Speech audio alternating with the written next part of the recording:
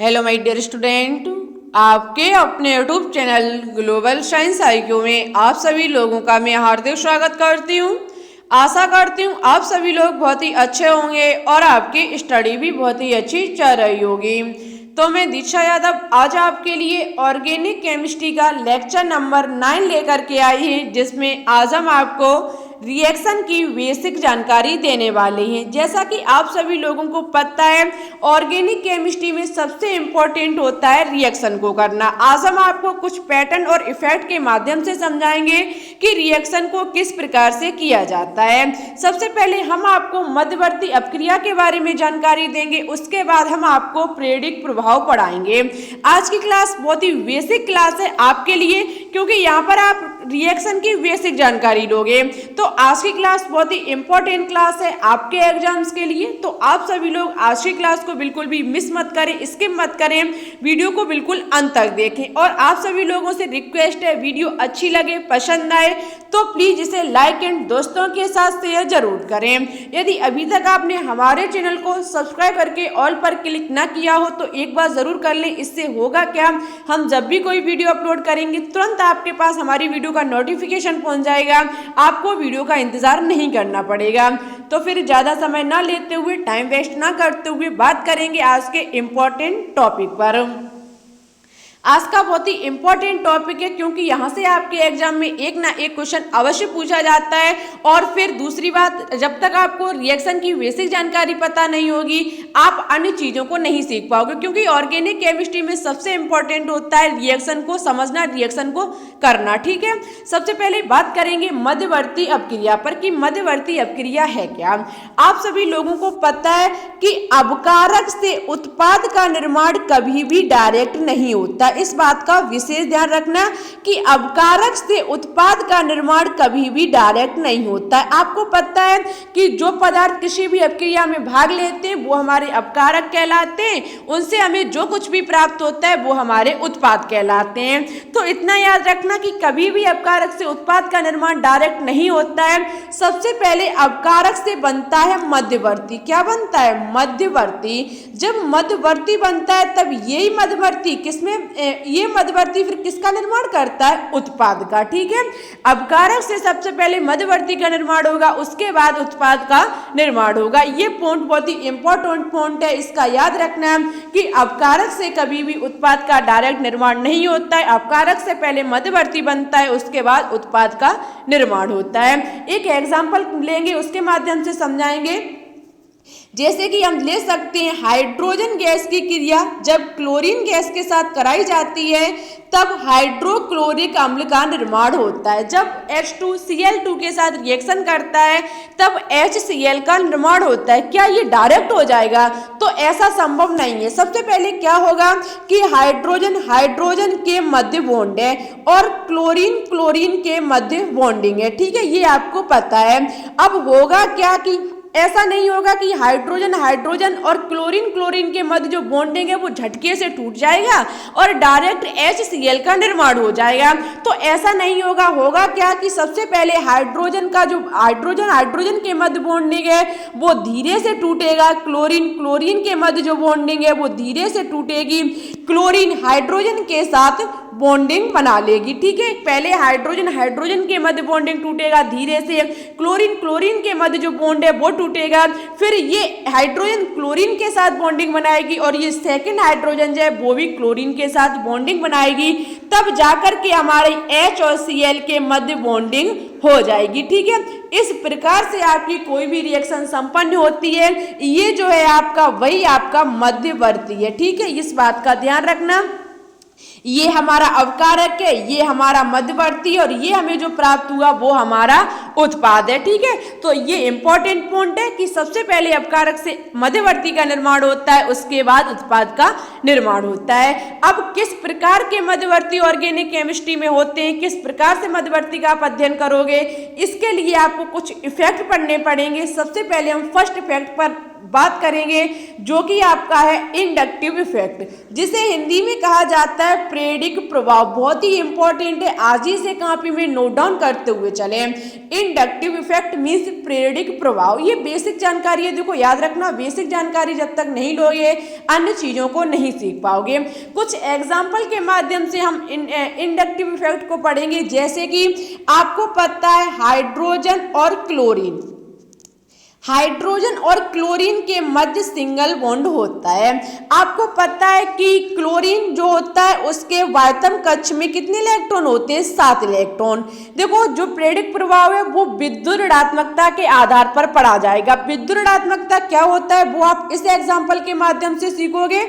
आपको पता है क्लोरीन के वायतम कक्ष में 7 इलेक्ट्रॉन होते हैं। ये हाइड्रोजन के लिए अपना इस 1 इलेक्ट्रॉन रखेगा, हाइड्रोजन अपना 1 इलेक्ट्रॉन रखेगा। बहुत ध्यान से इस चीज को सीखना। हाइड्रोजन अपना 1 इलेक्ट्रॉन क्लोरीन को देगा, क्लोरीन अपना 1 इलेक्ट्रॉन हाइड्रोजन को देगा और दोनों ही क्या करेंगे? एक दूसरे से साझेदारी करेंगे। इन इलेक्ट्रॉनों को क्या कहा जाता है? Share electron. क्या कहा जाता है? इन इलेक्ट्रॉनों को शेयर इलेक्ट्रॉन कहा जाता है, ठीक है, क्योंकि ये क्लोरीन का है, ये हाइड्रोजन का है। अब होगा क्या? क्लोरीन का आकार छोटा और नाभिक में अधिक ताकत होने के कारण क्लोरीन जो होगा वो हाइड्रोजन के इलेक्ट्रॉन को अपनी तरफ खींच लेगा। क्या कर लेगा? यहाँ पर एक प्रकार की गद्दारी होगी। जो हाइड्रोजन होगा वो क्लोरीन जो होगा वो हाइड्रोजन के इलेक्ट्रॉन को अपनी ओर खींच लेगा। जब ये इलेक्ट्रॉन को अपनी तरफ खींच लेगा, ऐसा नहीं होगा कि पूरी तरीके से अपनी तरफ खींच लेगा, कुछ इलेक्ट्रॉनों को अपनी तरफ खींच लेगा। इसलिए आपको पता है जो इलेक्ट्रॉन को अपनी तरफ खींचेगा उस पर माइनस चार्ज आता है और जिससे लिया जाता है उस पर प्लस चार्ज आता है। जो इलेक्ट्रॉन को लेता है उस पर माइनस चार्ज आता है, जो देता है उस पर प्लस चार्ज आता है। यहाँ पर इलेक्ट्रॉन पूरी तरीके से अपनी तरफ नहीं खींच लेगा, कुछ इलेक्ट्रॉनों को अपनी तरफ खींच लेगा। इसलिए क्लोरीन पर पार्श्व इलेक्ट्रॉन पार्श्व माइनस चार्ज आ जाएगा, ठीक है। ये जो होता है इसे कहा जाता है पार्श्व। इस बात का ध्यान रखें, ये हमारा जो चिन्ह होता है वो पार्श्व का होता है। जब इलेक्ट्रॉन कुछ अपनी तरफ क्लोरीन खींच लेगा तो इसके ऊपर जो चार्ज आ जाएगा वो पार्श्व माइनस चार्ज आ जाएगा। और क्लोरीन जो हाइड्रोजन है उसके पूरी तरह से इलेक्ट्रॉन नहीं खींचे गए, इसलिए इस पर पार्श्व पॉजिटिव चार्ज आ जाएगा, ठीक है। एक बार हम अपनी बात को फिर से बताते हैं। होगा क्या यहाँ पर कि हाइड्रोजन और क्लोरीन आपस में बॉन्डिंग करना चाहेंगे। क्लोरीन अपना 1 इलेक्ट्रॉन रखेगा, हाइड्रोजन अपना 1 इलेक्ट्रॉन रखेगा। इन इलेक्ट्रॉनों को कहा जाता है शेयर्ड इलेक्ट्रॉन। होगा क्या कि क्लोरीन का आकार छोटा और नाभिक में अधिक ताकत के कारण ये हाइड्रोजन के इलेक्ट्रॉन कुछ इलेक्ट्रॉनों को अपनी तरफ खींच लेगा, कुछ इलेक्ट्रॉनों को अपनी तरफ खींचेगा। इसलिए इस पर पार्श्व निगेटिव चार्ज आ जाएगा, जबकि हाइड्रोजन से कुछ इलेक्ट्रॉनों को खींचा गया, इसलिए इस पर पार्श्व पॉजिटिव चार्ज आ जाएगा, ठीक है। इसे ही कहा जाता है विद्युत ऋणात्मकता। विद्युत ऋणात्मकता को यदि आप परिभाषित करना चाहें तो कुछ इस प्रकार से कर सकते हैं कि एकल सहसंयोजी बंध में साजित इलेक्ट्रॉन को अपनी ओर आकर्षित करने की प्रवृत्ति को विद्युत ऋणात्मकता कहा जाता है। ये आपका एकल सहसंयोजी बंध है, इसमें ये जो साजित इलेक्ट्रॉन थे इनको अपनी ओर आकर्षित करने की प्रवृत्ति को ही विद्युत ऋणात्मकता कहा जाता है। याद रखना पॉली स्केल, यहाँ पर हम लिख देते हैं पॉली स्केल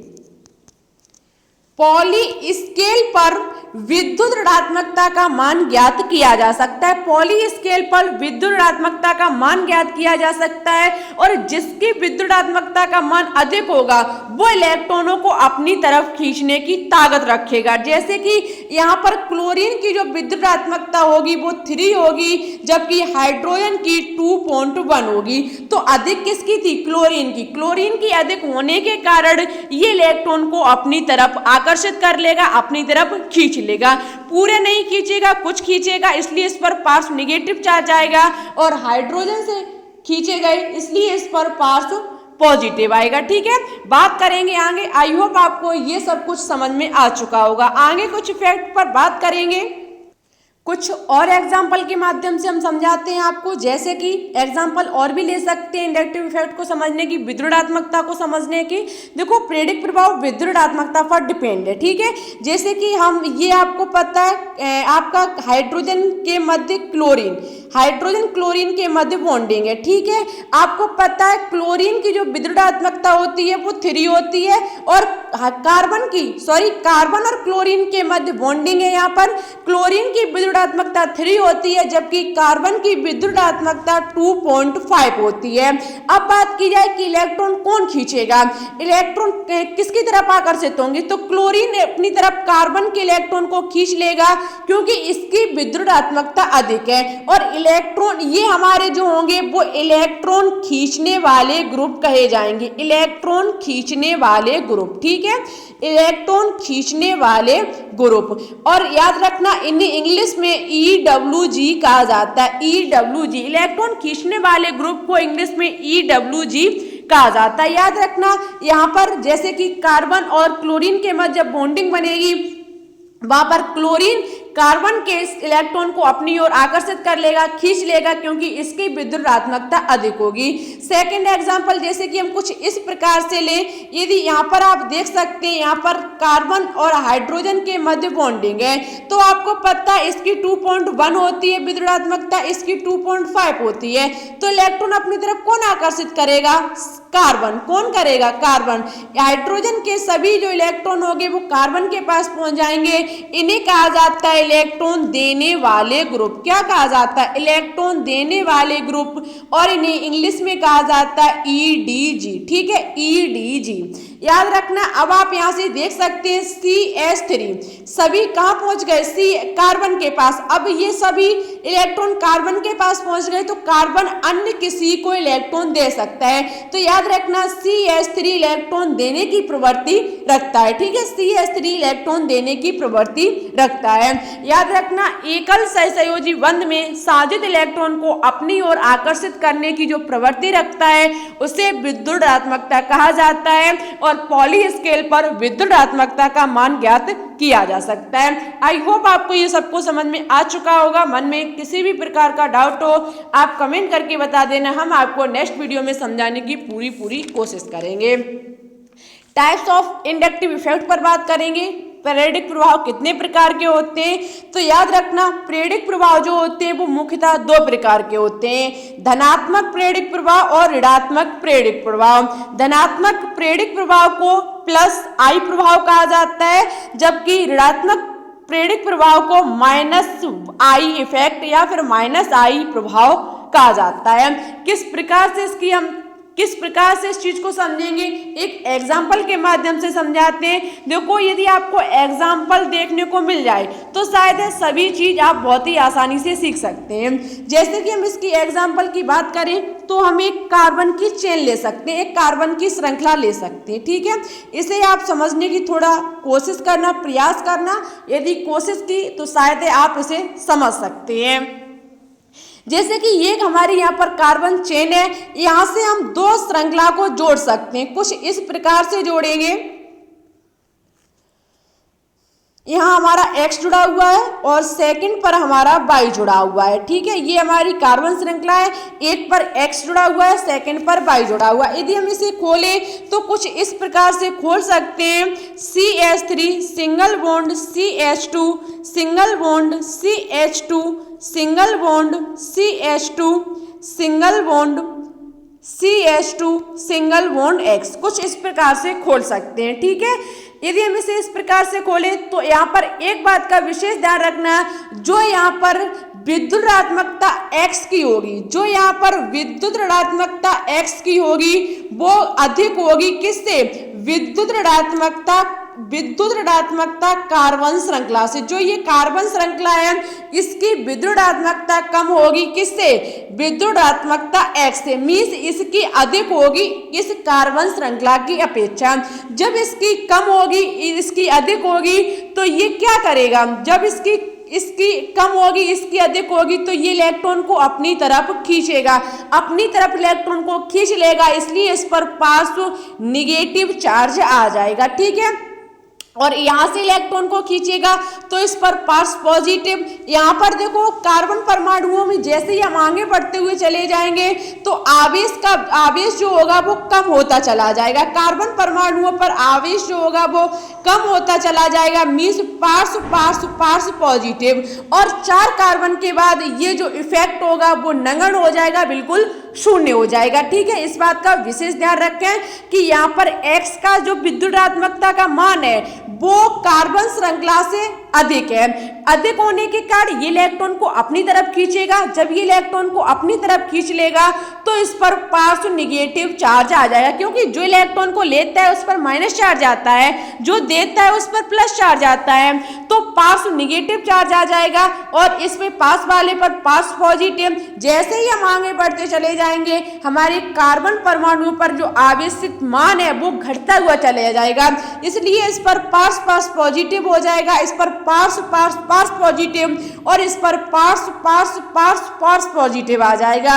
और 4 के बाद होता क्या है, ये 4 कार्बन परमाणुओं के बाद ये इफेक्ट बिल्कुल खत्म हो जाता है, मीन्स शून्य हो जाता है। ठीक है, इस बात का आप ध्यान रखें। अब यहाँ पर आप देख सकते हैं इलेक्ट्रॉन लिया गया मीन्स ऋणात्मक चार्ज, इसलिए इसे कहा जाता है ऋणात्मक प्रेरक प्रभाव। इसे ही कहा जाता है ऋणात्मक प्रेरक प्रभाव। ठीक है, अब आपका बचा धनात्मक प्रेरक प्रभाव, वो हम आपको समझाते हैं। जैसे कि ये देखो, ये कार्बन श्रृंखला से 2 को जोड़ा, यहाँ पर X पर इलेक्ट्रॉन, X ने अपनी तरफ इलेक्ट्रॉन खींच लिया, इसलिए ऋणात्मक प्रेरक प्रभाव। यहाँ पर Y क्या करेगा, इलेक्ट्रॉन को दान करेगा। देखो किस प्रकार से करेगा, जैसे कि ये हमारा बाई जुड़ा हुआ है कार्बन श्रृंखला से, इस प्रकार से हमारी श्रृंखला बनेगी। देखो यदि बोर्ड होता तो शायद ये चीज और भी अच्छे से आप समझ सकते थे। बोर्ड नहीं है तो यहाँ पर साफ करना पड़ेगा, बार बार हटाना पड़ेगा, तो ऐसा ही लिखना पड़ेगा, क्योंकि बोर्ड होता तो एक ही बार में सब कुछ चीज लिखी जा सकती थी।